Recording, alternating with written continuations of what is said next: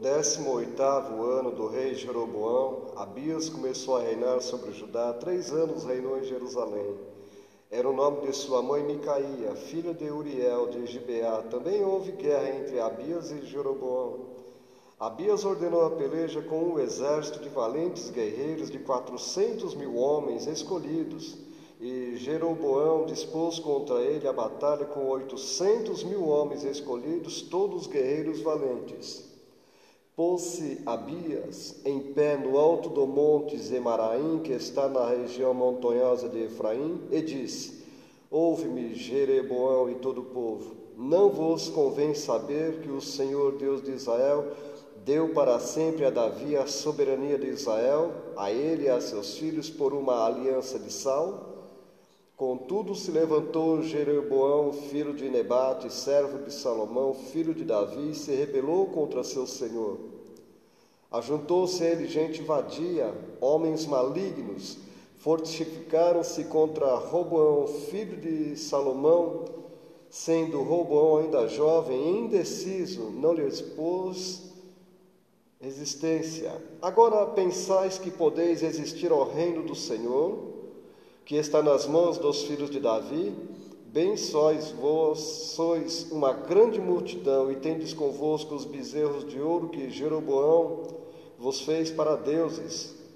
Não lançastes fora os sacerdotes do Senhor, os filhos de Arão e os levitas, e não fizestes para vós outros sacerdotes, como os agentes das outras terras? Qualquer que venha consagrar-se com um novilho e 7 carneiros, logo se faz sacerdotes daqueles que não são deuses. Porém, quanto a nós, o Senhor é nosso Deus, e nunca o deixamos. Temos sacerdotes que ministram o Senhor, a saber, os filhos de Arão e os levitas na sua obra. Cada dia de manhã e à tarde oferecem holocaustos e queimam incenso aromático, dispondo os pães da proposição sobre a mesa puríssima, e o candeeiro de ouro e as suas lâmpadas para se acenderem cada tarde, porque nós guardamos o preceito do Senhor nosso Deus, porém vós o deixastes. Eis que Deus está conosco à nossa frente, como também os seus sacerdotes, tocando com as trombetas para rebate contra vós outros, ó filhos de Israel. Não podeis pelejar contra o Senhor Deus de vossos pais, porque não sereis bem-sucedidos. Mas Jeroboão ordenou aos que estavam de emboscada que fizessem uma volta e dessem contra eles por detrás, da maneira que eles estavam em frente dos homens de Judá e a emboscada por detrás deles. Olhou Judá e viu que a peleja estava por diante e por detrás. Então clamaram ao Senhor, e os sacerdotes tocaram as trombetas. Os homens de Judá gritaram. Quando gritaram, feriu Deus a Jeroboão e a todo Israel diante de todos de Abias e de Judá. Os filhos de Israel fugiram de diante de Judá, pois Deus os entregara nas suas mãos, de maneira que Abias e o seu povo fizeram grande matança entre eles, porque caíram feridos de Israel 500.000 homens escolhidos. Assim foram humilhados os filhos de Israel naquele tempo. Prevaleceram os filhos de Judá, porque confiaram no Senhor Deus de seus pais. Abias perseguiu a Jeroboão e lhe tomou cidades, Betel, Gesana e Efron, com suas respectivas vilas. Jeroboão não restaurou mais o seu poder no tempo de Abias. Feriu o Senhor a Jeroboão, que morreu. Abias, porém, se fortificou e tomou para si 14 mulheres e gerou 22 filhos e 16 filhas. Quanto aos mais atos de Abias, tanto o que fez como o que disse, estão escritos no livro da história do profeta Ido. Eu fiz a leitura do 2º livro de Crônicas, capítulo 13. E você pode ler também, resumido, este texto, deste capítulo, no primeiro livro, que é de Reis, capítulo 15, do versículo 1 ao 8. Aqui nós lemos sobre o reinado de Abias, este homem de Deus. Foi um embate contra Jeroboão. No 8º ano deste rei, ele começou a reinar. Abias começou a reinar no 8º ano de Jeroboão, em Jerusalém e Judá. E 3 anos reinou em Jerusalém. Abias ordenou a peleja com um exército de 400.000 homens. Jeroboão, não, ao contrário. Ele levou o dobro, ele levou 800.000 homens, escolhidos, todos guerreiros valentes. Os 400.000 homens de Abias eram soldados, mas não eram tão preparados e tão capacitados quanto o exército que tinha o dobro de homens, que eram valentes e guerreiros terríveis. Mas acontece que o homem de Deus aqui estava confiando em Deus. Havia uma aliança de sal, ou seja, havia um pacto de sal. E Deus estava com o rei Abias. Deus estava com o seu servo, mas Jeroboão queria vencê-lo, queria dominar o povo de Judá. Houve uma divisão depois de Davi, no tempo de Salomão, na época de Salomão, dividiu-se o reino. As 10 tribos do norte e o sul. Foi uma divisão. Mas ele, sendo um servo de Deus, ele disse bem claro: vocês pensam que podem resistir ao reino do Senhor, a Judá, que está na mão dos filhos de Davi? Vós sois uma grande multidão, e tendes convosco os bezerros de ouro que Jeroboão fez para deuses. Jeroboão era maligno, era iníquo. Ele queria combater contra os servos de Deus, contra o povo de Judá, que servia fielmente a Deus, com muitos homens malignos, como diz a palavra, levando bezerros de ouro. Eles tinham lançado fora os sacerdotes do Senhor, os filhos de Arão, os levitas, e fez outros sacerdotes, porque eles eram malignos, eles não viviam na direção de Deus. E agora Abias está lembrando eles aqui no verso 9. Vocês lançaram fora os sacerdotes do Senhor, os levitas, os filhos de Arão. Vocês fez outros sacerdotes, sacerdote daquele que não são deuses. Porém, quanto a nós, versículo 10, o Senhor é nosso Deus e nunca o deixamos. É isso que importa. Veio o adversário contra o servo de Deus, contra o rei, contra o povo de Deus. Mas ele disse bem claro, ele falou bem claro para ele ouvir, que ele havia, e que o povo havia servindo a Deus, que estava servindo o Senhor e nunca tinha deixado o Senhor. Nós temos sacerdotes que ministram ao Senhor, os filhos de Arão, os levitas na sua obra. E o versículo 11, então, ele fez uma descrição, ele falou: cada coisa é feito conforme a orientação de Deus, os sacerdotes, os ministros, os servos do Senhor. E vocês querem saber? Verso 12: eis que Deus está conosco à nossa frente. Foi por isso que Abias, ele venceu, ele reinou, ele foi um rei vitorioso, mesmo o inimigo sendo forte, o adversário sendo forte, muito mais numeroso. Ele disse bem claro: eis que Deus está conosco. Estava mesmo, Deus estava com Judá, estava na frente deles para a batalha. Os sacerdotes, os levitas. Então ele falou bem claro: vocês não devem pelejar contra o Senhor. A pior perda de tempo de alguém é querer combater contra Deus, contra o Senhor, é querer resistir a Deus. Não podeis pelejar contra o Senhor, porque não sereis bem-sucedidos. A Bíblia fala bem claro: quem é que contendeu com ele, com Deus, e teve paz? Está escrito no livro de Jó. Quando a igreja começou, quando os religiosos da época de Jesus queriam destruir a igreja, após o Pentecoste, pouquinho tempo depois, o próprio Gamaliel, que foi mestre, professor de Paulo, ele fazia parte do Sinédrio, aquele povo, a nata dos religiosos. Ele disse bem claro: Se esta obra é de Deus, ninguém vai desfazer. Vocês não vão pelejar e vão triunfar, que era o nascimento da igreja do Senhor. A Bíblia fala bem claro aqui no verso 15, que feriu Deus a Jeroboão e a todo Israel diante de Abias e de Judá.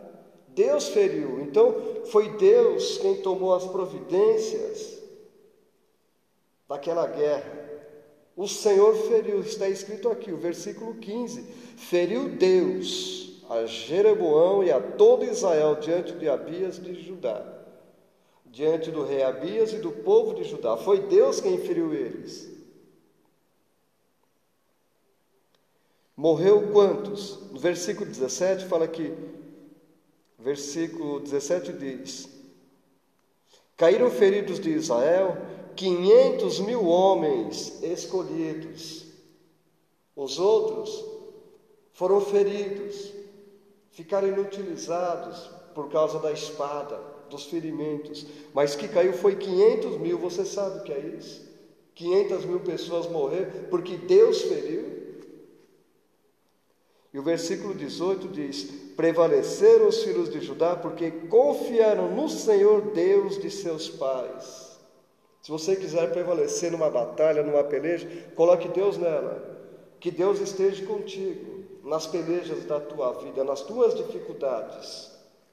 Prevaleceram os filhos de Judá porque confiaram no Senhor Deus de seus pais. E ainda tem mais o versículo 20. Feriu o Senhor a Jeroboão, que morreu.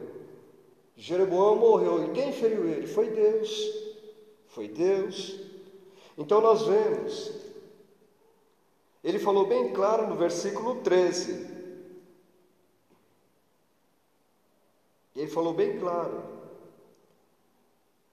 No versículo 13, desculpa, é o capítulo 13, no versículo 12, ele disse bem claro: Deus está conosco, Deus conosco.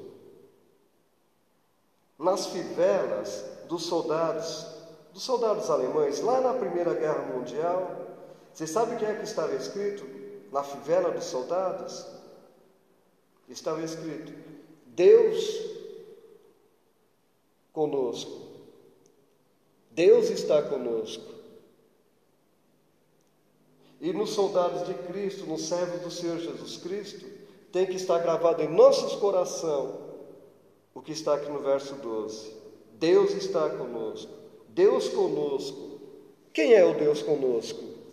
Conhecido. É o Emanuel. Jesus é Emanuel. Emanuel quer dizer Deus conosco. Nós temos o nosso Emanuel, o Deus conosco, que é Jesus.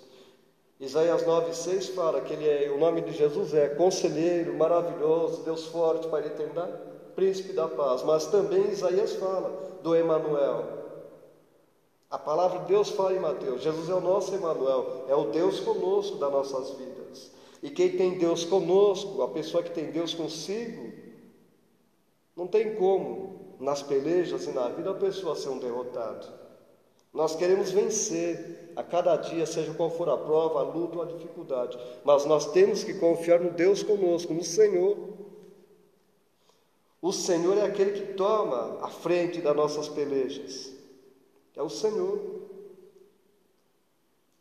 Na nota de dólar, nas moedas, no dinheiro americano, você já viu o que está escrito? Nas moedas e nas cédulas, nas notas do dinheiro americano está escrito: We got trust.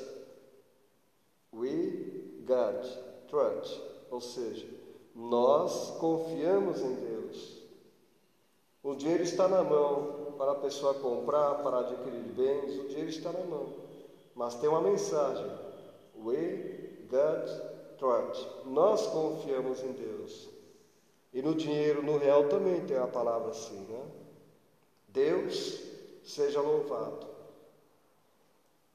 Nós vemos que o rei Abias, ele era de Judá. Ele disse bem claro: Deus está conosco. Jeroboão, que pertencia ao norte, 10 tribos do norte, ele veio contra Abias carregando bezerros de ouro. Versículo 8: sacerdotes, que ele havia escolhido. Deus deu vitórias para Abias. Nós não podemos esquecer isso. Por quê? Por que é que Deus deu vitórias a Abias, para aquele rei? É porque ele confiou no Senhor. A palavra fala bem claro: os que confiam no Senhor é como o monte de Sião que não se abala, permanece firme para sempre. Eu não conheço ninguém que confiou em Deus nesses 40 e tantos anos que eu sirvo a Deus. Eu não conheço ninguém que confiou em Deus que foi frustrado. Deus não frustra a esperança, a fé, a confiança de ninguém. Deus não trai a confiança de quem confia nele. A Bíblia fala bem claro: confiai no Senhor, porque Ele é uma rocha eterna. Bem-aventurados são os que confiam nele. Confiar em Deus é bom, é necessário. Muitos confiam em carros e em cavalos, diz o Salmo 20, versículos 7 e 8. Eles se encurvam e caem envergonhados, mas nós faremos menção do nome do Senhor nosso Deus. Deus, Ele é digno de toda a nossa confiança, porque Ele não trai a nossa confiança. Você pode confiar 100% em Deus. A época da política, as pessoas confiam nos políticos. No dia a dia, confiam em outras pessoas. Tem pessoas que confiam em ídolos, no caso aqui dessa história, aqui no capítulo 13, nos bezerros de ouro. Tem pessoas confiando em si mesmos. A pessoa confia no eu sou, eu posso, eu faço. Comigo é assim, é do meu jeito. Mas feliz é o homem, é a mulher que aprende a confiar no Senhor. Deus feriu, Deus entrou com providência, aqui no caso do rei Abias, porque ele e o povo de Judá confiou no Senhor. Então que esta palavra seja uma palavra de incentivo para você. Confia no Senhor, confia mais em Deus. Você quer ver a tua vida melhorar a cada dia? Aprenda a confiar mais em Deus. Abraão confiou no Senhor de tal maneira que ele fez para Deus 8 altares. Ele tinha confiança em Deus. Aonde Abraão ia, quando ele fixava a residência em um determinado lugar, mesmo que por algum tempo, que ele fazia as suas peregrinações, desde quando ele saiu da sua terra, que Deus disse, capítulo 11, capítulo 12 de Gênesis: sai da tua terra, da casa do teu pai, do meio da tua parentela, vai para uma terra que eu vou te mostrar, vai caminhando, eu vou te mostrar a terra, que seria Canaã. Abraão andou cerca de 1.800 quilômetros naquela época, há 4.200 anos atrás, para você entender. Ele foi, não sabia para onde ia, mas ele sabia que ia com Deus, ele confiava em Deus. Esse é o fato. Deus não precisa mostrar para nós o que vem lá na frente, abrindo caminho de antemão. Quem confia em Deus, vai na fé. Mesmo no escuro, ele segura na mão de Deus e sai em frente. Abraão confiou em Deus, e Deus fez o que fez na vida de Abraão, porque ele foi um homem que soube viver na fé. Ele confiou no Senhor, porque ele sabia que Deus era digno de toda a sua confiança. Aprende a confiar no Senhor. Não confie em homens, não confie em pessoas, porque elas traem, elas negam, elas mentem. O profeta Jeremias falou: maldito é o homem que confia no homem, que confia no braço da carne. Depois ele continua dizendo: bendito é o varão, bendito é o homem que confia no Senhor e faz do Senhor a sua força. Vamos aprender cada dia a confiar em Deus. A tua confiança não será malograda se você confiar no Senhor. A tua confiança não será frustrada se você confiar no Senhor. Deus tem muita coisa para fazer em nossas vidas, na sua vida, mas tem que ser a partir da tua confiança em Deus. A partir do momento que você confia nele. O Salmo 34, o Salmo 37, a palavra diz bem claro: entrega o teu caminho ao Senhor, confia nele, e ele tudo fará.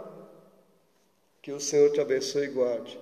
Que a bênção, a graça, a paz do Senhor permeie sobre toda a sua vida. Que o Senhor esteja sempre com você. Que Deus trabalhe sempre na tua vida, te dando vitórias.